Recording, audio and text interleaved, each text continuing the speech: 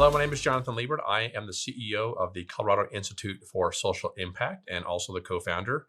And today we're going to be talking about why social impact. This is an important conversation because there's a lot of vernacular that's out there. There's a lot of conversations happening about this new sector of the economy. But why is this even important? Why should we be paying attention to this? That's what we're going to talk about today in this session. So the first thing that we like to talk about is this need for a new vision. And what we're seeing right now is that the economic rules are changing. And these rules are changing because primarily consumers are demanding them. Consumers are more informed than ever before. We've got access to these small devices called smartphones that give us information and access to really unlimited amounts of data and information. And consumers are more informed than they ever have been before in the history of business about where they spend their money, who their money is going to. And businesses, a lot of them are being a lot more transparent about what's going on in those companies. And so because we've got social media, the internet, data, smartphones, technology devices, really consumers have more information on who they're buying from, and they can make better decisions on who they buy from as well. Giving is also changing with this. Foundations are taking on new different roles. Really the way the nonprofit and the for-profit worlds are merging and coming together. It's much, much different than before. So these two worlds are really kind of coming together and they're mixing, and we'll talk more about that as well today.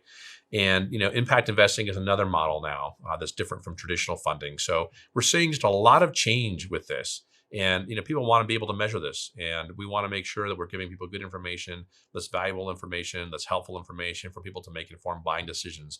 But because these rules are changing as consumers become more conscious, as businesses become more conscious and sustainable, that's really changing the economic output and outlay of what we're seeing right now. And so what we believe that we're seeing is we think that we're seeing this evolution of capitalism. It's moving to something that's a little bit different. And part of that comes into play with this whole notion of the fourth sector of the economy. And so with this slide that you see here, we've got the public sector, which is for profit. We've got the government sector, which is a public sector. Plural sector, formerly known as the third sector or the nonprofit sector. This has now been kind of renamed plural to kind of give it more breadth and depth to how we describe what's going on in this area. And also to give way for this thing in the bottom here called the fourth sector, which comprises four different pieces, which we'll talk about here in a moment. But what's interesting and unique about this that we like to tell people is that this is something that does not happen very often. Very rarely do you see a new sector of the economy kind of formalize. And this quote here from the Harvard Business Review is great. And this is back in 2011, where it says that the rise of this sector is likely to reshape the future of capitalism. Here now in this year, we don't think that that's likely anymore. It is reshaping capitalism. There's a lot of changes that are out there that are happening. Consumers want this more and more. They want to buy from these companies. They want to work for these companies that are practicing this social impact in terms of what they do all the time. And what do we mean by that? What do we mean by social impact business? And so this is the continuum that we created here at the Colorado Institute for Social Impact that we use to describe what it is that we're talking about when we discuss what a social impact business is. And so here you'll see we've got on the left-hand side this traditional nonprofit or charity. On the far right-hand side, you've got this traditional for-profit company. And so those boxes in gray kind of really exemplify what we currently have today. And this new sector, this fourth sector of the economy that's there right in the middle, has four different buckets. And there's something called a social enterprise, something called a social business, conscious capitalism, and a social impact legal entity. These are the different things that exist within this continuum. And we're not going to spend a lot of time in this session today digging into this. You can find more about that in the introduction to social impact. We're going to focus more on why these things are rising up, why they are important for consumers and businesses to pay attention to. And when I use the term business, I just want to put this information in there really quickly. When I refer to a social impact business, that can mean a nonprofit, and it could also mean a for-profit business. So it doesn't need to be just a for-profit entity. A social impact business can be both, because again, we're talking about this hybrid between these two sectors coming together. You're kind of getting the best of both worlds. That's what we see with these different types of social impact businesses. They're taking the best of a for-profit company, taking the best of the nonprofit company, and they're mixing them together to come up with this fourth sector model. But again, why are we seeing this rise? What's going on out there? So I'm going to give you some data points. I got several slides here that we'll kind of talk about this. And this information is coming to us from a couple of different sources.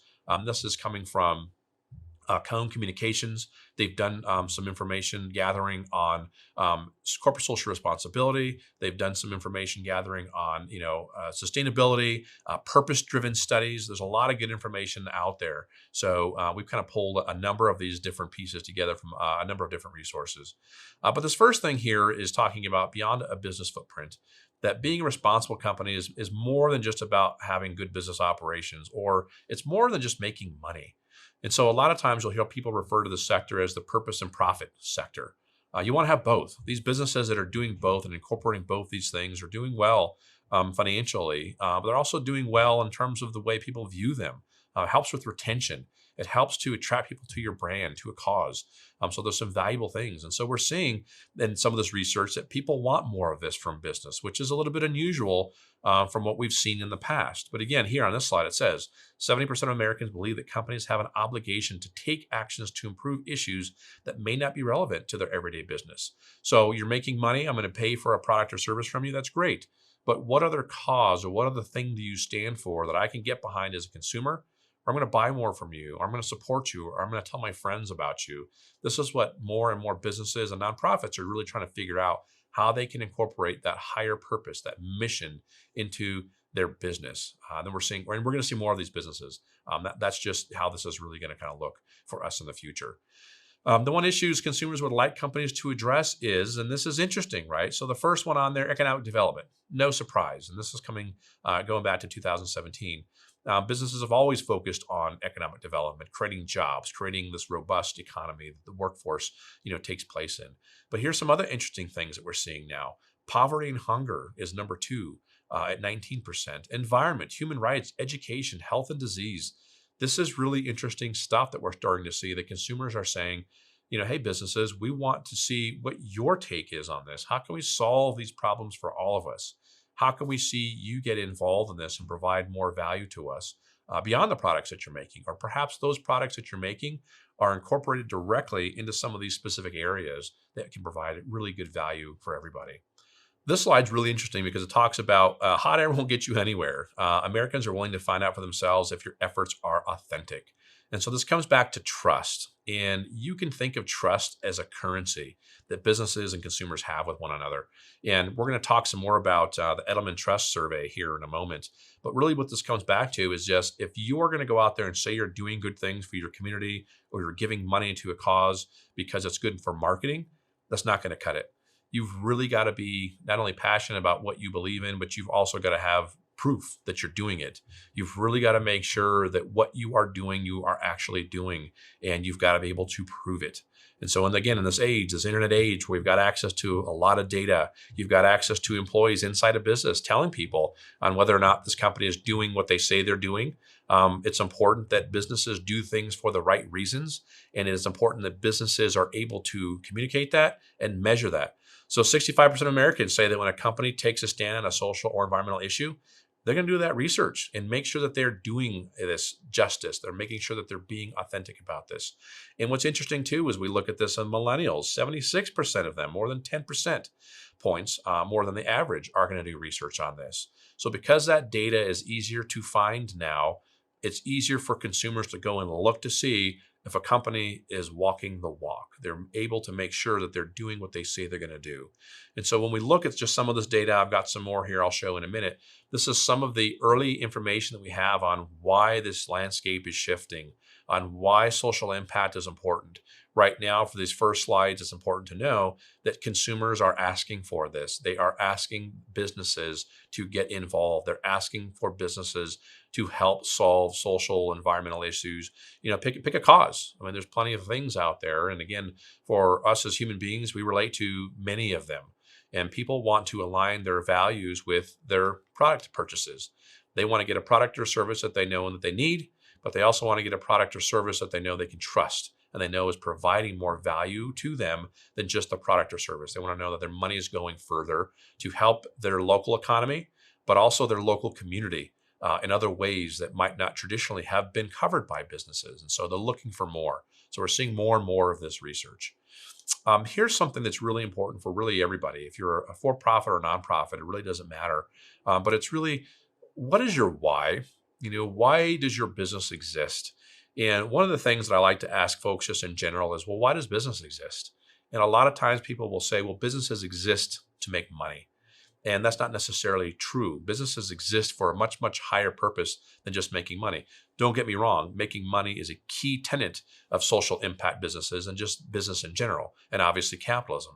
We have to make money. We have to create income that brings in this opportunity to bring in more and to create value in society and communities. But essentially, if you have a business that has a higher purpose or a why, it's typically not going to be to create money. That's an outcome. And you'll see here in a video here with Simon Sinek talking about that a little bit, start with why, very important. And that's what we're looking at here, the golden circle. So the video will go into more detail into the specifics of this and how it works. But I just want to point out that if you are a business owner, you've got to figure out what your why is beyond just making money. Making money is important. It's in there, but that's not the reason that your business exists. And if it is the reason that your business exists, you've got to find a higher purpose to that. So you need to be able to find a higher purpose of hiring veterans or being more sustainable or, helping to, find jobs for homeless or whatever that case may be, as well as making money. And so a lot of businesses are kind of combining both of these things together. They're merging purpose and profit. They're mixing margin and mission together to come up with this. So what's your why is the question. And this is something that's important that you've got to really figure out is you got to start with why, then go to the how, then go to the what. So check this video out and see what you think.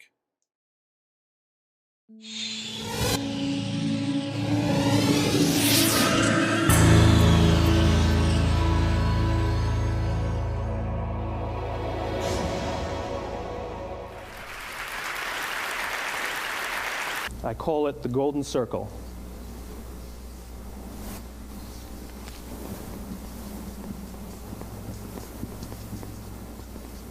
Why, how, what? This little idea explains why some organizations and some leaders are able to inspire where others aren't. Let me define the terms really quickly. Every single person, every single organization on the planet knows what they do, 100%. Some know how they do it, whether you call it your differentiating value proposition or your proprietary process or your USP. But very, very few people or organizations know why they do what they do. And by why, I don't mean to make a profit. That's a result. It's always a result. By why, I mean what's your purpose? What's your cause? What's your belief? Why does your organization exist? Why do you get out of bed in the morning? And why should anyone care? Well, as a result, the way we think, the way we act, the way we communicate is from the outside in. It's obvious. We go from the clearest thing to the fuzziest thing. But the inspired leaders and the inspired organizations, regardless of their size, regardless of their industry, all think, act, and communicate from the inside out. Let me give you an example. I use Apple because they're easy to understand and everybody gets it. If Apple were like everyone else, a marketing message from them might sound like this. We make great computers. They're beautifully designed, simple to use, and user-friendly. Want to buy one? Meh. And that's how most of us communicate. That's how most marketing is done, that's how most sales is done, and that's how most of us communicate interpersonally. We say what we do, we say how we're different or how we're better, and we expect some sort of behavior, a purchase, a vote, something like that. Here's our new law firm. We have the best lawyers with the biggest clients. We have, we always perform for our clients, do business with us. Here's our new car. It gets great gas mileage. It has, leather seats. Buy our car. But it's uninspiring. Here's how Apple actually communicates. Everything we do, we believe in challenging the status quo. We believe in thinking differently. The way we challenge the status quo is by making our products beautifully designed, simple to use, and user-friendly. We just happen to make great computers. Want to buy one? Totally different, right? You ready to buy a computer from me? All I did was reverse the order of the information. What it proves to us is that people don't buy what you do, people buy why you do it. People don't buy what you do, they buy why you do it. This explains why every single person in this room is perfectly comfortable buying a computer from Apple. But we're also perfectly comfortable buying an MP3 player from Apple, or a phone from Apple, or a DVR from Apple. But as I said before, Apple's just a computer company. There's nothing that distinguishes them structurally from any of their competitors. Their competitors are all equally qualified to make all of these products. In fact, they tried. A few years ago, Gateway came out with flat screen TVs. They're eminently qualified to make flat screen TVs. They've been making flat screen monitors for years. Nobody bought one. And Dell came out with MP3 players and PDAs. And they make great quality products, and they can make perfectly well-designed products, and nobody bought one. In fact, talking about it now, we can't even imagine buying an MP3 player from Dell. Why would you buy an MP3 player from a computer company? But we do it every day. People don't buy what you do, they buy why you do it. When we communicate from the outside in, yes, people can understand vast amounts of complicated information like features and benefits and facts and figures. It just doesn't drive behavior. When we communicate from the inside out, we're talking directly to the part of the brain that controls behavior, and then we allow people to rationalize it with the tangible things we say and do. This is where gut decisions come from. You know, sometimes you can give somebody all the facts and your figures, and they say, I know what all the facts and details say, but it just doesn't feel right. Why would we use that verb? It doesn't feel right, because the part of the brain that controls decision-making doesn't control language. And the best we can muster up is, I don't know, it just doesn't feel right. Or sometimes you say you're leading with your heart, or you're leading with your soul. Well, I hate to break it to you, those aren't other body parts controlling your behavior. It's all happening here in your limbic brain, the part of the brain that controls decision-making and not language. But if you don't know why you do what you do, and people respond to why you do what you do, then how will you ever get people to vote for you or buy something from you, or more importantly, be loyal? All right, so now that you've had a chance to watch Simon Sinek video, if you've seen this video before, it's one of those videos, it's kind of like a classic. You can watch that many times. If it's the first time you've seen it, I'm glad you had the opportunity to check it out. But these are really important, very simple, basic things. And this is something that social entrepreneurs, again, these are entrepreneurs that mix purpose and profit together, usually tend to get right, where they've started with a higher purpose, a higher why to their business, and then they're making money. And so that's what we're seeing with the Start With Why. And again, want to give Mr. Sinek full credit for this. This is his book.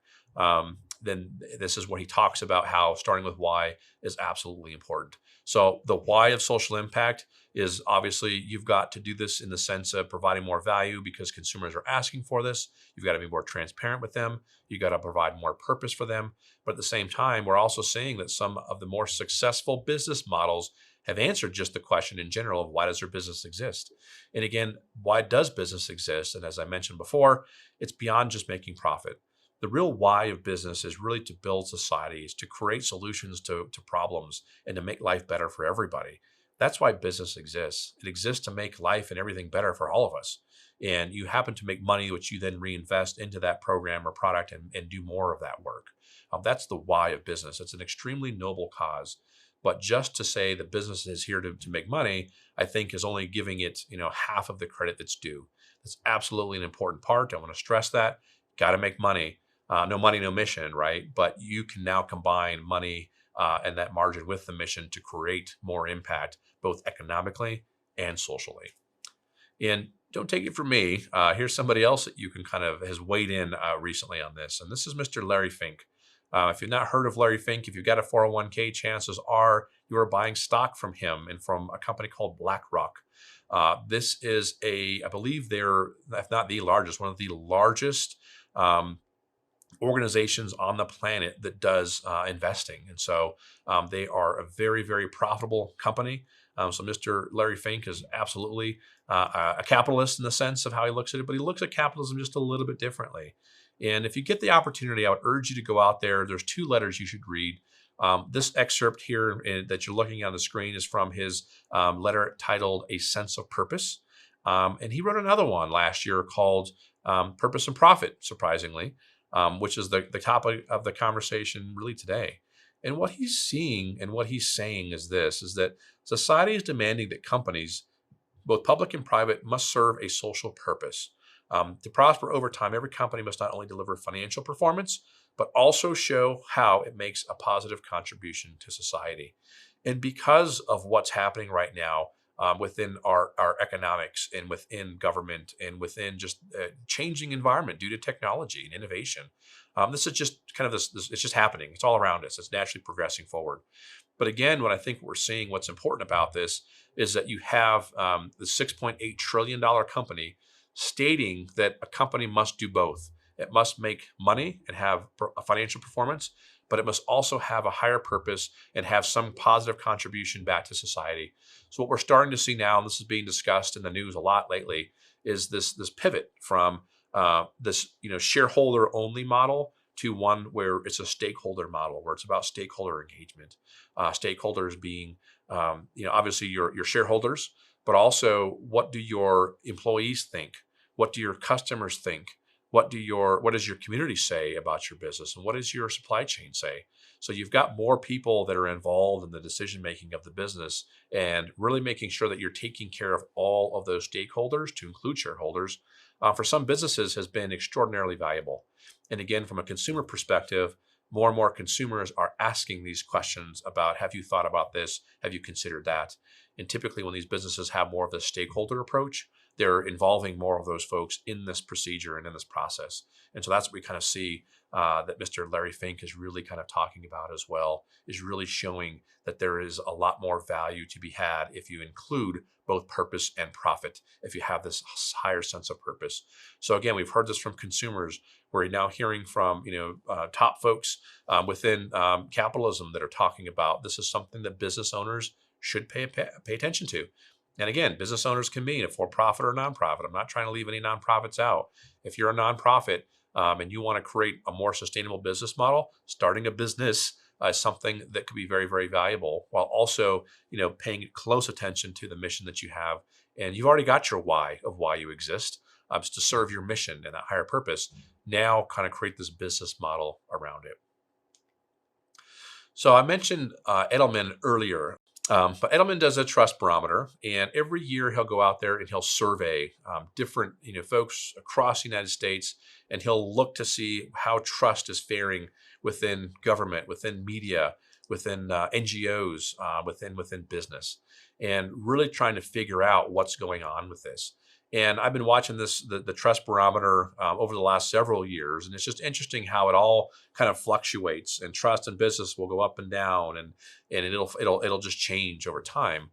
Trust in business has gone up, which is interesting. But as you look to 2019, and we'll play a video here that talks about how trust has really gone local. Trust, we're in kind of a trust crisis, as it were. People trust what's close to them. People trust what's local to them. People want to do business with people that are local, that they know. People want to work for somebody that's local to them, that they know is doing good things. And so within this video, you will see that there is a lot more emphasis on businesses reaching out and being more involved in their community. And also the community members are turning towards businesses for answers. And so typically this is something that may not have been the case before. Businesses just go out there and produce a product or a service and kind of go about their business. Now, folks, as you saw from some of the earlier data, they're asking businesses to get involved. They're asking businesses, what do they think about hot button political issues? I'm not suggesting that people go out there and state their hot button political issues. That's not necessarily at all what we want people to start doing. But if you are in a line of business where there is some political debate, you're probably going to have to take a stand. Not saying that this is the greatest thing that we want to see out there, but that's just, you're going to see more of it. It's just the world that we kind of live in. And so making sure that you're being honest, you're being transparent, you're being, facing forward with folks. It's all about trust. It's all about transparency. So check out this video and really kind of see how this works out. And remember that you got to think of trust as a currency. And, do you have a lot of currency that's in your bank account that you're trading with your employees, with your shareholders, with your consumers, et cetera? So check this out. All right, another why to this and why this is important is really looking at this whole movement that's been started by B Labs and having certified B corporations. This is a really busy slide. I apologize for that, but there's a lot of really good things in here in terms of why B Labs exists and some of the great work that they're doing to really promote businesses that have kind of gone to a whole other level of really making sure that they are doing some really, really good things for their communities, for the environment. And again, this is all about being transparent. Having a third-party organization come in and validate them. That's what B Labs does. They're a third-party organization that has a very rigorous set of standards that they push out there to really make sure that people are living up to that. And then if you're B Corp certified, you'll see that B Corp logo on the box, on commercials. I've seen them on billboards. They really are proud of that. It's hard to get. It's hard to keep. So it's extraordinarily meaningful. But again, when you look at some of these bullet points on here, B Labs wanted to certify companies based on how they create value for these sharing stakeholders. So if you're a customer, you're a stakeholder. You may not be a shareholder, but obviously your vote is important because you're voting with your wallet. Every time you buy a product or service, you vote with your wallet. So how do you have a say, or how do you know if a company is really doing what they are telling you they're doing? This B Corp certification is really good for that. So again, bullet point number 2, this helps individuals clearly distinguish between traditional businesses and those that are committed to this broader set of these stakeholder values that we talked about earlier. Bullet point number 3, there's a lot of folks that are out there greenwashing or saying that they've got this higher purpose or this higher mission because of all the research I just shared with you, because they know this is important to people and they're going to say that they're doing it, but they might not really be doing it. And so again, this helps to kind of weed out those folks that are greenwashing or pinkwashing. This is one way that you can kind of look for that. Look to see who's B Corp certified in your local market. And then again, I think this last one is just simply that, really the way that B Corp kind of comes about this, they want to create a movement. They really want to create a whole new set of rules for this new economy, this new segment of the market. Again, this fourth sector, if you will. And so we have seen a lot more people kind of jump on board and be excited to be part of this and be really engaged in something that's larger than what they usually participate in. Because again, for humans, typically what we want to do is we want to be part of something that's bigger than us. We want to contribute to that. We want to leave a lasting legacy. And a great way to create impact is through business. A great way to create economic impact is through business. But to have business with this purpose, to have business with this higher level of purpose is extraordinarily valuable. It's also very, very, very potent to create a lot of sustainable, meaningful change in different marketplaces and in different, social movements or even environmental movements. Some of the other research that we've seen right now has come from Gallup, and why your company must be mission driven. For some people watching this is kind of a no-brainer. For others, you may need to be convinced. This one was very convincing to me because this is a meta-analysis. And again, Gallup is somebody that we're all familiar with. Typically, they carry a lot of weight. They have a lot of good trust with different markets. And this is a meta-analysis of nearly 50,000 businesses across 192 organizations representing 49 different industries in 34 countries. So this is not just in the US.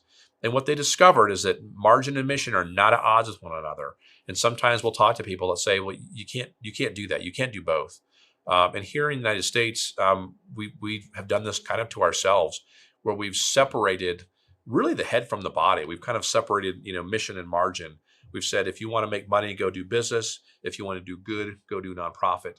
And we didn't really need to separate those things. And so what we've seen is that those two pieces are coming back together. We're kind of reuniting the head and the body together, and we're seeing more productivity, more outcomes, better results, higher retention for people that work for these companies. And again, and Gallup's kind of backing this up, is that once employees move beyond the basics of just widget making, and they're more likely to stay because they're part of a company that has a purpose, has a cause, something larger than themselves. They'll take proactive steps to create more value. They'll do good things. They'll talk about your company. They'll be advocates. They'll be ambassadors. And, really what they're saying is that this is a better way for your employees to connect to you and your vision. And if your employees connect to your vision, then customers are going to connect to your employees because they are the front lines of your business. And so there's a lot more information on this for Gallup. Check it out. But again, they're also supporting the fact that we've got to have more of a why, a higher purpose to what you do beyond just profit making. You can do both. And if you do both really, really well, you can provide a tremendous amount of value to all of your stakeholders. The other group that I want to talk about now is consumer trends are really changing, specifically when it comes to millennials. And millennials are absolutely looking at what businesses are doing. They're paying attention to what's going on. And folks are really looking to switch to brands that have a cause. And so with this slide here, you can see that this has increased. And so if you go back to, late 1990s or so. It's still pretty high, but you can see, it has increased within the 2000s here that people will switch to a brand that has, a higher cause, a higher purpose. More people are looking for this. These trends are kind of on the rise. Consumers want to get engaged in corporate responsibility efforts. They really want to know what's going on with all of this stuff. And you can see from these slides here that they want to know what a company is doing. They want to know how they could buy a product or service, or how this has environmental benefit. As you can see from number 2, 87%. If given the opportunity, I would donate to a charity supported by a company that I trust, 82%. I would tell my friends and family about a company's corporate social responsibility efforts here is 81%. So more and more people are just interested in providing more value in seeing what a company is all about and making sure they can trust them. So they want to see companies doing CSR, corporate social responsibility. But here's what I will tell you about that, is that what we're seeing right now is that this is one of the number one questions that we get asked is social impact the same thing as corporate social responsibility? And the answer is no, it's not. Corporate social responsibility is a tremendous thing. We've got a lot of phenomenal companies out there doing that. You really need to think of really this whole movement of social impact is really kind of an evolution to the next level for CSR. So it's kind of CSR 2.0, CSR on steroids. There's a lot of companies doing a lot of good corporate social responsibility efforts, but a lot of them are evolving those efforts into social impact and doing a lot of other things that it's really more pronounced to where at the very basis and the core of your business DNA, it's the best way I can describe it. If your core DNA is to provide some kind of social impact piece, then you're doing social impact, right? If you are a traditional for-profit business and you're just marketing some good things that you're doing, again, there's tremendous value in that. But if it's not the core of who you are as a company, you're probably not doing social impact. You're probably doing corporate social responsibility. Again, my point in showing you this is that folks want to see the social impact component. They also want to see the corporate social responsibility component, as some of this research also suggests. So again, some really good things. I think in millennials, they are really putting their faith in companies and in businesses to ignite the change. And this is some of the things that Edelman has seen over the past 5 to 6 years, where people are turning more and more to businesses to kind of lead the way, to tell them, how we should be paying attention to what types of issues, how we should be solving that. And again, knowing that businesses really have, a lot of capital to really impact a lot of these changes. Follow the money, right? If you've got money to be able to create sustainable change and to create, change in some of these social issues we've been dealing with for many, many years, if not centuries in some cases, businesses are well positioned to solve some of these issues. And so again, millennials specifically are looking to businesses to help them figure this out. A lot of millennials want to work for those companies that are doing this type of thing. This next kind of slide talks about, if you look at the ones here in red, consumers considering the importance of a company's responsible business practices. You got to be a good employer, right? 94% of people believe that. 90% believe that operating in a way that protects and benefits society and the environment is absolutely beneficial. Creating products and services and programs to ensure the well-being of me and my family, 89%. Investing in causes that my community supports and around the globe, 87%. And standing up for important social justice issues, that's 78%, and that's still going up. So what we're really kind of seeing here is more and more people want companies to become engaged, to become transparent. And as all of us are more and more conscientious and conscious about the products that we buy and who we purchase from, this is just going to become more and more important. And companies that convey this well, that market this well, are going to grab more market share because they can really tell their story well of how they're providing, good value and how they're providing a lot more impact, for their communities and for their employees and for their shareholders and stakeholders. This other information is also helpful. 68% bought a product with a social or environmental benefit in the past 12 months. 76% say when a company takes a stand in a social or environmental issue, they'll do research to see if it's being authentic. That could go either way of a good thing or a bad thing. If you're doing it, great. If you're not, that could provide some problems for you. Then 80% believe that companies have the obligation to help people or take actions to improve issues that may not be related to everyday businesses. And again, this is something that's a little bit unusual. but we're seeing more and more of it, and we believe you're going to continue to see more of it. So business owners should absolutely pay attention to this. You may not become a social impact business. It's not for everybody, but at least pay attention to some of this data that we're sharing here today and see how you can incorporate that into your business model and into your company structure. This next slide from millennials really focuses on this kind of high intent. 86% would buy a product with a social or environmental benefit if given the opportunity. And again, this is the millennials. There's another generation that's coming out called the Gen Z. Cone has done another purpose study on that generation. And I don't have the information here in these slides today, so I won't cite them directly, but I will just tell you that it is higher than the millennial generation. So if you're looking for some consistency between generations, there seems to be this fact that the millennials and the Gen Zs want to buy from companies that have a higher social cause, a higher social purpose, or a higher environmental purpose. This is big news and something to pay attention to. 66% of millennials say they would take a pay cut to go work for a responsible company. This is really interesting, where you see people that want to go work for a good company. We can define good a lot of different ways, but specifically for millennials is they really want to make sure that they're focusing on a company that gives back to society, gives back to the community, gives back to the employees, takes care of the supply chain. They're ethical, they're honest, and they are transparent. And then this other slide here really kind of tells us something that's interesting. Again, we talked about millennials are most likely to say that they switch brands to one that supports a good cause. For millennials, it's 95%. As we saw before, it was in the 80s on the other slide. But 95% of millennials will switch brands. Every business should pay attention to this. People are actively looking for businesses that are doing good things. So you've got to think about doing this some way, some shape, some form. And then the other thing about this is that, they're going to, for nonprofits, they're going to follow a donation intent with actions. 82% of millennials said they would donate to a charity, and 81 have done so in the past year. But again, what's interesting about this is that this is disruptive to the nonprofit space a little bit, in the sense of, if you're just going to donate and hand a check over to a nonprofit, a lot of millennials don't have that money to give yet. They need something in return.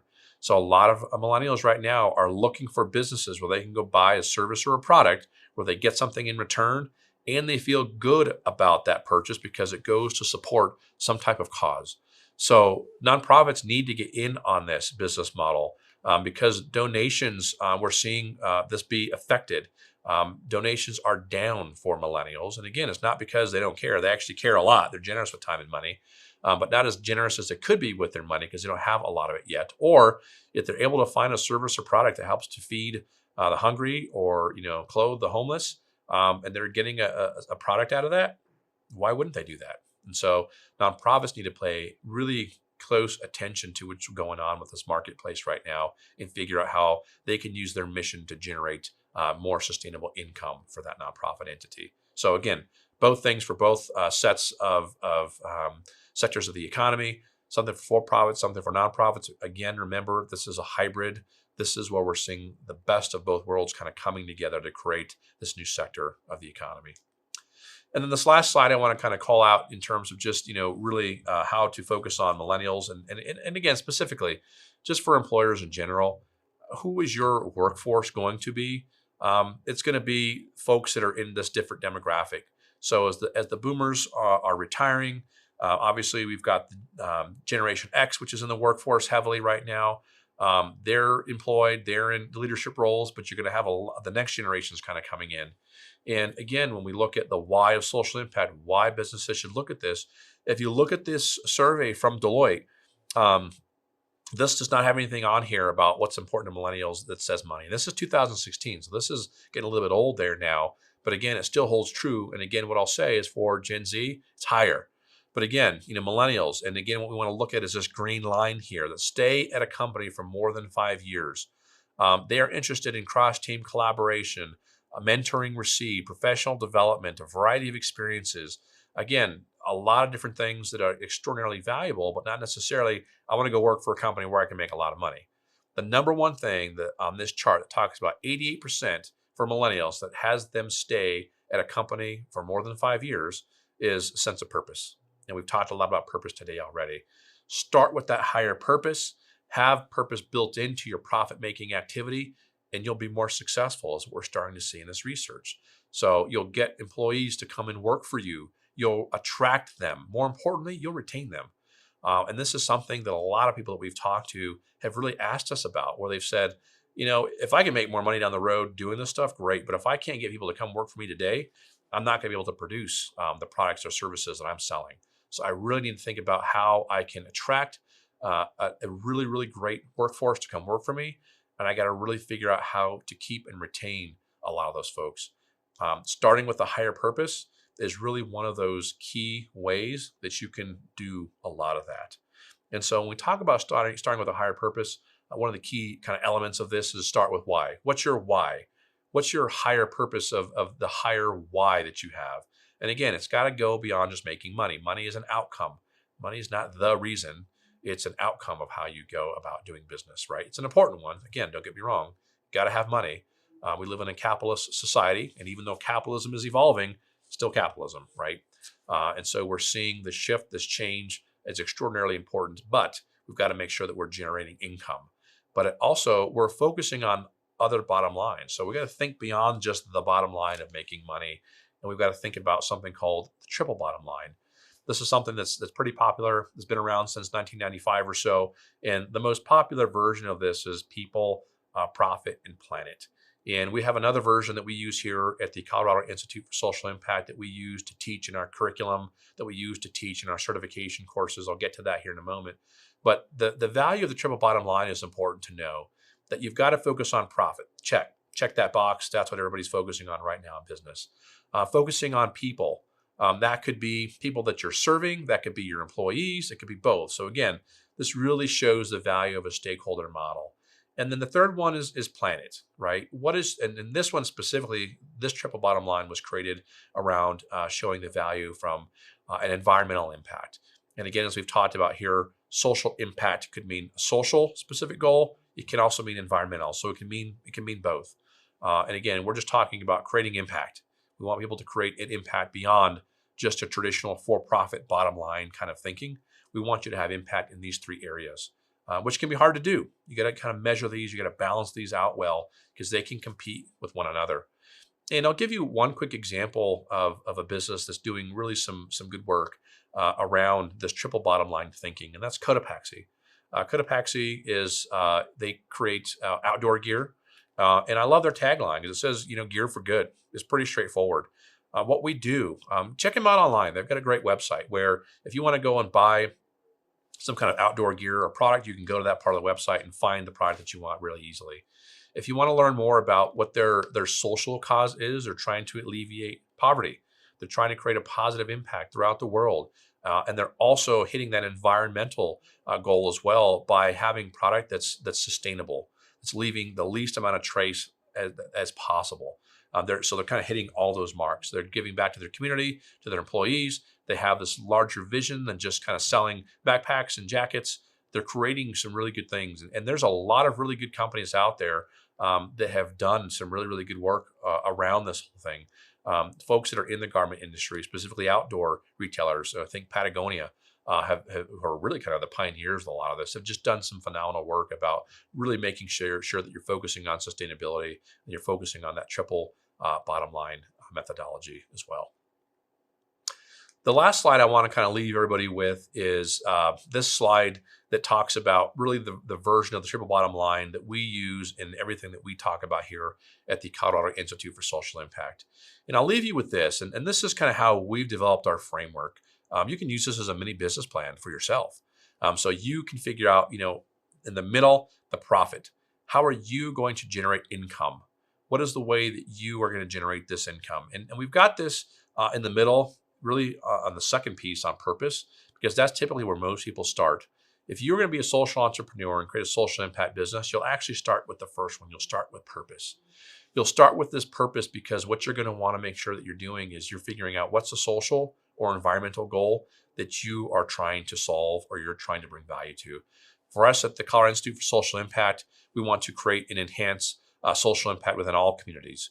We want to be the resource. We want to be the go-to resource to provide more value. We believe for us that we are the education-based social enterprise created to enhance and organize the fourth sector. For us, that's what it's all about. That's our purpose. What is the business model that we use? What's the profit generating tools that we use? And it kind of lists all these services here. We work with customers. We work with nonprofits, for profits. We do trainings. We do social return on investment. We can actually measure your social impact and give you a number of what you contribute to the economy with the work that you're doing. So you've got to figure out what your purpose is. You got to figure out what your business model is, how you're going to make money. And then prosperity is, did you actually create the impact that you wanted to create? And are you measuring it? A lot of people will tell you that they're creating it, but they forget to measure that. And so we want to make sure that people actually have access to data, and we can help people measure their SROI, social return on investment, that shows that you're actually providing impact and value, prosperity back to your community. And so this is how we're able to measure these things now. And so for us, this is kind of how we use our framework and our thinking: purpose, profit, transparency, prosperity, I'm sorry. But again, think about this and use this as a tool to think about what your vision and mission is. Also, what is your tagline, but also what is your purpose? What is your profit? And how do you give back to your community and provide prosperity, not only to your community, but also to your workforce and to your supply chain? So thank you very much for joining us today. This is always exciting to talk about. There's a lot of things going on with this sector. There's a lot of new stuff going on.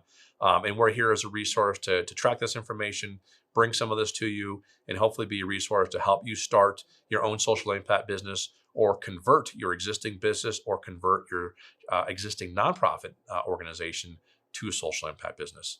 So with that, thank you very much. Have a great day. I hope you will tune in soon for one of our other trainings and classes. Thank you very much.